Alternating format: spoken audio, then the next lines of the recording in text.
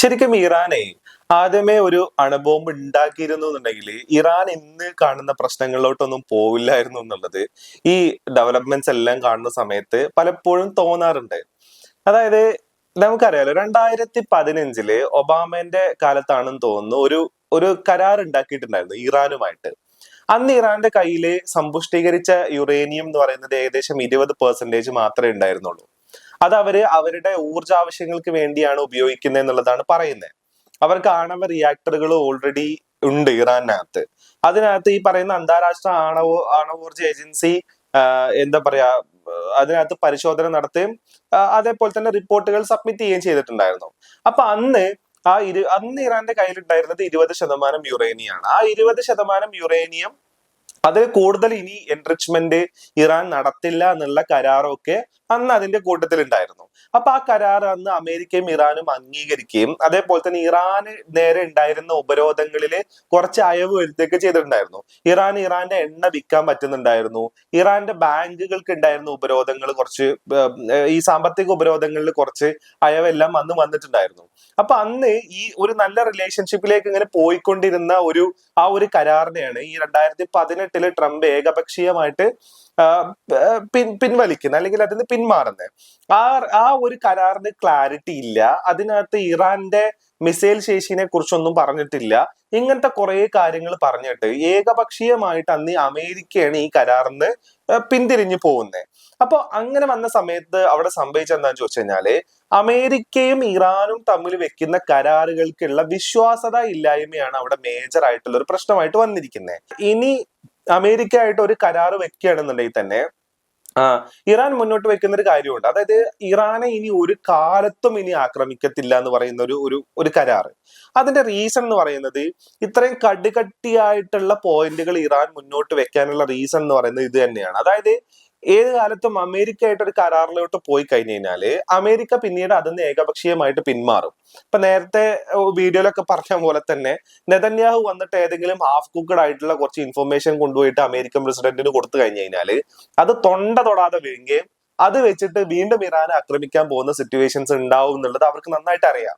അപ്പോ അതുകൊണ്ടാണ് ഇവർ ഈ കരാറുകളും അതിലെ വ്യവസ്ഥകളും സ്ട്രോങ് ആക്കി വെച്ചേക്കുന്നത് ഇപ്പോ ഇറാൻ. കാരണം ഇറാൻ ഇപ്പോ ഒരു അപ്പർ ഹാൻഡ് ഉണ്ട് താനും. അപ്പോ ഇങ്ങനെ വന്ന സമയത്താണ് ഏകപക്ഷീയമായിട്ട് അമേരിക്ക ആ കരാറിൽ നിന്ന് പുറത്തോട്ട് പോകുന്നത്. ആ പുറത്തോട്ട് പോയപ്പോ സംഭവിച്ചൊരു കാര്യം എന്താ വെച്ച് കഴിഞ്ഞാല് ഇറാന്റെ സമ്പുഷ്ടീകരിച്ച യുറേനിയത്തിന്റെ പെർസെന്റേജ് എന്ന് പറയുന്നത് 20% നിന്നും 60% ആയി. നമുക്കറിയാം ഒരു അണുബോംബ് ഉണ്ടാക്കാൻ വേണ്ടിയിട്ട് വേണ്ട സമ്പുഷ്ടീകരിച്ചിട്ടുള്ള യുറേനിയത്തിന്റെ അളവ് എന്ന് പറയുന്നത് 90% ആണ്. ഈ 90% യുറേനിയത്തിലേക്ക് ഇറാൻ എത്താൻ ഏകദേശം ആഴ്ചകൾ മാത്രം മതി. ഇപ്പോഴത്തെ സിറ്റുവേഷനിൽ നോക്കുകയാണെന്നുണ്ടെങ്കിൽ ഒന്നര ആഴ്ചയോ 2 ആഴ്ചയോ എടുത്തു കഴിഞ്ഞു കഴിഞ്ഞാൽ ഇറാൻ വളരെ ഈസി ആയിട്ട് ഈ പറയുന്ന 60% നിന്നും 90% എത്താം. 90% സമ്പുഷ്ടീകരിച്ച യുറേനിയൻ ഇറാന്റെ കയ്യിൽ ഉണ്ടെന്നുണ്ടെങ്കിൽ അവർക്ക് അണുബോംബ് ഉണ്ടാക്കാൻ പറ്റുന്നതേ ഉള്ളൂ. പക്ഷെ യുറേനിയൻ സമ്പുഷ്ടീകരണം പോലെയല്ല അണുബോംബ് ഉണ്ടാക്കുക എന്ന് പറയുന്നത്. അതിന് പിന്നെയും സമയം എടുക്കുന്നതാണ്. എങ്ങനെ വന്നു കഴിഞ്ഞാലും ഒരു 1.5 വർഷത്തോളം ഒരു ബോംബ് ഉണ്ടാക്കാൻ എടുക്കും എന്നുള്ളതാണ് പറയപ്പെടുന്നത്.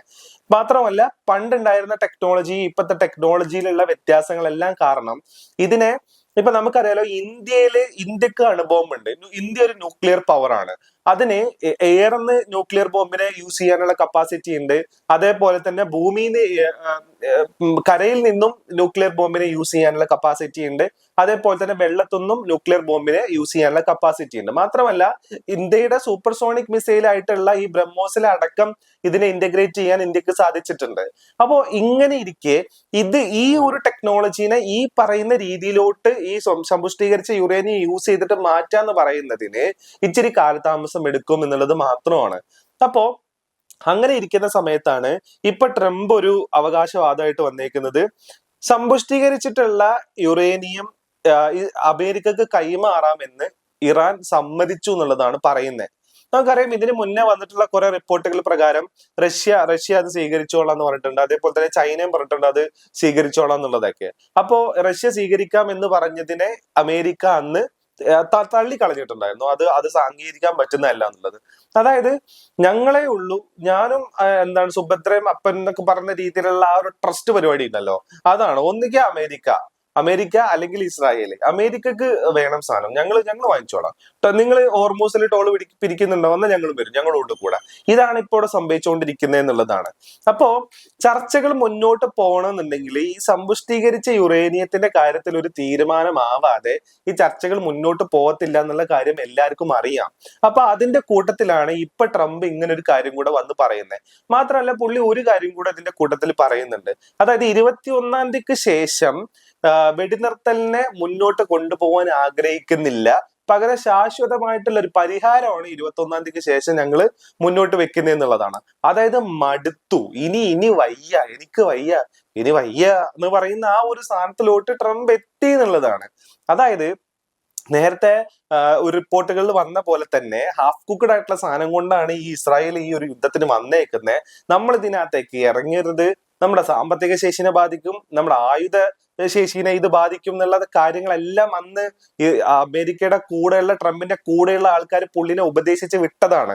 അത് ഒരു ചെവി കൂടെ കേട്ട് മറ്റേ ചെവി കൂടെ വിടും. ബീബി പറഞ്ഞത് തലക്കകത്ത് കടന്ന് മുഴങ്ങുകയും കൂടെ ചെയ്തപ്പോഴാണ് യുദ്ധത്തിന് പുറപ്പെട്ട് ആകെ കുടുങ്ങിയ അവസ്ഥയിലേക്ക് ഇപ്പൊ എത്തിയേക്കുന്നത്. അപ്പൊ അങ്ങനെയുള്ള സിറ്റുവേഷനിലാണ് ഇറാൻ മൊത്തത്തിൽ അത് കൈമാറാൻ സമ്മതിച്ചു എന്ന് യുറേനിയം മൊത്തത്തിൽ അമേരിക്കക്ക് കൈമാറാൻ സമ്മതിച്ചു എന്ന് പറയുകയും അതേപോലെ തന്നെ വെടിനിർത്തൽ മുന്നോട്ട് കൊണ്ടുപോകുന്നില്ല, ശാശ്വത പരിഹാരത്തിലേക്കാണ് പോകുന്നത് എന്നുള്ളത്. അപ്പൊ ഈ ശാശ്വത പരിഹാരം എന്ന് പറയുന്നത് എന്താ? ഇറാൻ ബാങ്കുകളെ സ്വിഫ്റ്റ് സിസ്റ്റത്തിലേക്ക് വീണ്ടും അഡാപ്റ്റ് ചെയ്യോ, അല്ലാന്നുണ്ടെങ്കിൽ ഇറാൻ ബാക്കിയുള്ള രാജ്യങ്ങൾക്ക് വളരെ കോമൺ ആയിട്ട് ഗ്ലോബൽ മാർക്കറ്റിൽ ഇറാന്റെ എണ്ണ വിൽക്കുന്ന രീതിയിലേക്ക് മാറുമോ? അതേപോലെ തന്നെ ഇറാൻ ചെയ്ത ഏറ്റവും വലിയൊരു പരിപാടി ഉണ്ട്, അതായത് ഇസ്രായേലിന്റെ ലെബനോൻ അറ്റാക്കിനെ ഈ ഒരു പോയിന്റിലോട്ട് കൊണ്ടുവന്നു. അപ്പൊ അതും അമേരിക്ക അംഗീകരിക്കുമോ? അപ്പൊ ടോട്ടൽ അടിയറവ് ഇറാന്റെ മുന്നിൽ വെക്കുന്ന രീതിയിലേക്ക് കാര്യങ്ങൾ പോവില്ല എന്നുള്ളതാണ്. എൻറിച്ച്ഡ് യുറേനിയം ഈ പറയുന്ന അമേരിക്കക്ക് കൈമാറിയാൽ തന്നെ ഈ പറയുന്ന 60% മാത്രമേ ഇറാന്റെ അടുത്തുള്ളൂ എന്നുള്ളത് ഔദ്യോഗിക കണക്കൊന്നുമല്ല. ഇറാന്റെ അടുത്ത് ചിലപ്പോൾ 90% എന്നെ ഉണ്ടായി എന്ന് വരാം. അത് വേറെ എവിടെയെങ്കിലും അവര് ഒളിപ്പിച്ചു വെച്ചിട്ടും ഉണ്ടാവാം. അപ്പോ ഇങ്ങനെയൊക്കെയാണ് കാര്യങ്ങൾ പോയിക്കൊണ്ടിരിക്കുന്നത്. ഇത് ഏകപക്ഷീയമായിട്ട് ട്രംപ് മുന്നോട്ട് വെച്ചിട്ടുള്ള ഒരു കാര്യമാണ്. ഇതിനകത്ത് ഒരു സ്ഥിരീകരണം ഇറാൻ ഇതുവരെ മുന്നോട്ട് വെച്ചിട്ടില്ല എന്നുള്ളതാണ്. ഇത്രയും കാലം നടന്നിട്ടുള്ള ചർച്ചകൾ പരാജയപ്പെടുന്നതിന്റെ ആദ്യത്തെ റീസൺ എന്ന് പറയുന്നത് ഈ യുറേനിയത്തിലാണ്. ഈ സമ്പുഷ്ടീകരിച്ച യുറേനിയം അമേരിക്കക്ക് കൈമാറണം, അല്ലെങ്കിൽ ഇത് അണുബോംബ് ഉണ്ടാക്കില്ല എന്നുള്ള ഉറപ്പ് അമേരിക്കക്ക് കിട്ടിയില്ല, അല്ലെങ്കിൽ ഇത് കൈമാറില്ല എന്നുള്ള കാര്യത്തിൽ ഇറാൻ അഡമന്റ് ആയിട്ട് നിൽക്കുന്ന ആ ഒരു പോയിന്റ് ഓൺവേർഡ്സ് ആണ് ഇറാൻ അമേരിക്ക ചർച്ചകളെല്ലാം മനസ്സിൽ പിരിഞ്ഞുകൊണ്ട് പോയെന്നുള്ളതാണ്. പക്ഷെ അവർ ആലോചിക്കേണ്ട ഒരു കാര്യമുണ്ട്. 2015 20% യുറേനിയം അവരുടെ കയ്യിലുണ്ട്. അത് ഇനി അവര് കൂടുതൽ എൻറിച്ച് ചെയ്യത്തില്ല എന്നുള്ള കരാർ അമേരിക്കയായിട്ട് അവര് വെച്ചതാണ്. ആ വെച്ച കരാറിൽ നിന്നാണ് 2018 ട്രംപ് വന്നപ്പോ ഇതിനൊരു ക്ലാരിറ്റി ഒന്നുമില്ല, ഇതൊന്നും ശരിയാവത്തില്ല, ഇതിനകത്ത് ബാലിസ്റ്റിക് മിസൈലിനെ കുറിച്ചൊന്നും മിണ്ടിയിട്ടില്ല എന്ന് പറഞ്ഞിട്ട് പുറത്തു പോയത്. ആ പുറത്തു പോകാനുള്ള കാര്യം ഇതേപോലെ തന്നെ ബീബി ഉപദേശിച്ചതാവാം എന്നുള്ളതാണ് ഇപ്പൊ പറയുന്നത്.